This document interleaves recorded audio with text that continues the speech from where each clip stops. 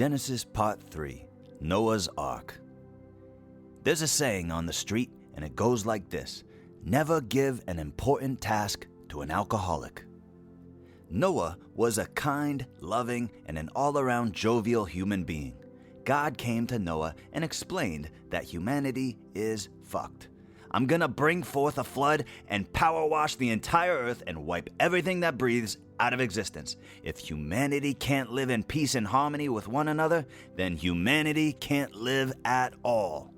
Noah, who was perpetually drunk and somehow always missing his clothes, told God, "You know what you should do? You know the donkey with the long neck? You know what I'm talking about?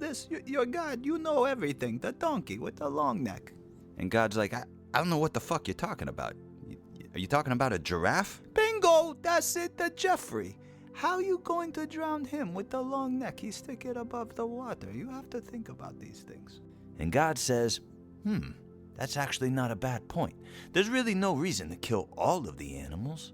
Okay, plan B. Noah, I command you to build an ark. And on this ark, you are going to put 2 of every kind of animal, 1 male and 1 female.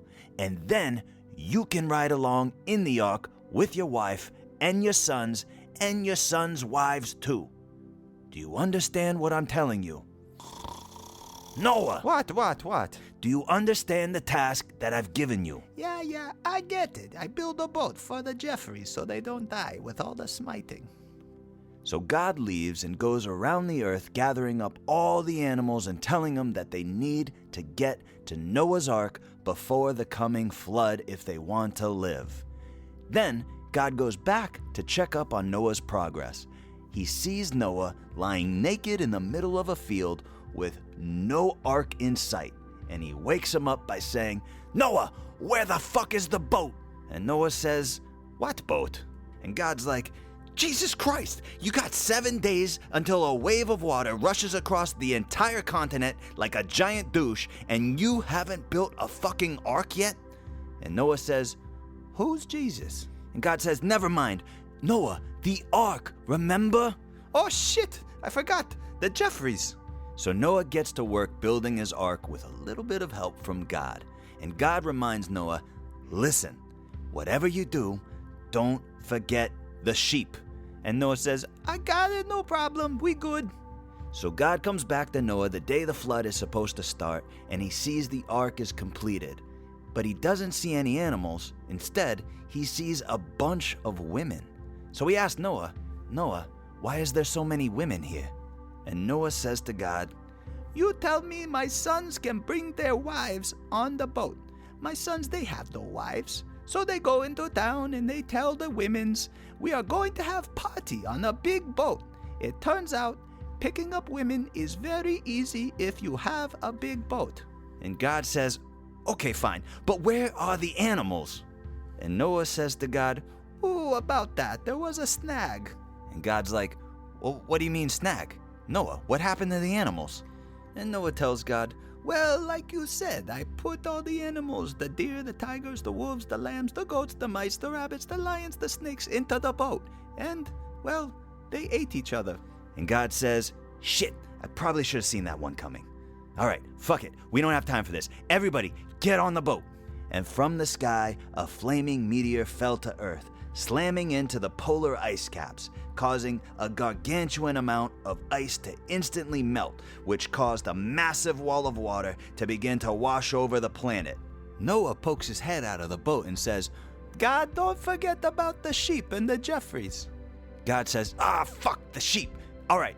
God then manifests a protective bubble around 2 of every kind of animal on the planet, 1 male and 1 female. All of these animals had their own protective ark to survive the flood. When the waters finally subsided, Noah's family and their wives emerged from the ark, and the first thing that Noah did was plant a vineyard so that he could make wine and get drunk. The family of Noah began populating the earth and started fighting again. Noah, who at this point was an old man, saw everybody being mean and cruel and fighting with one another, decided to get drunk again off of wine and despair. His children looked at Noah, who was drunk and naked, and decided to cover him with clothes. To which Noah replied, "Fuck off, let me be naked." Noah stormed off onto a hillside alone and sat down. The warm sun embraced Noah's nakedness, and God's presence was felt by Noah. Noah spoke. "God, you brought the flood to mankind because we were killing each other and being cruel to one another, but you're a hypocrite.